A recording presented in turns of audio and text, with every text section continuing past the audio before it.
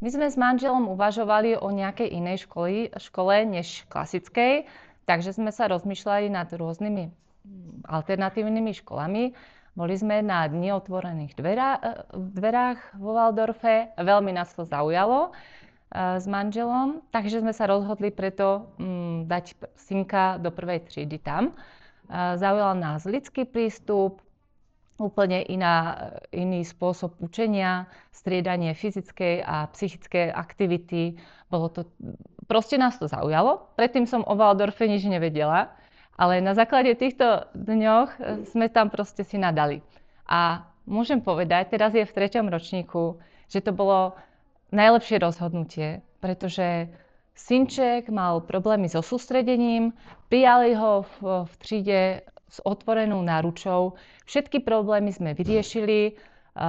Teraz je tam spokojný, je tam úžasný kolektív, výborná pani učiteľka, pani asistentka, všetko, jak má byť. Sme veľmi spokojní.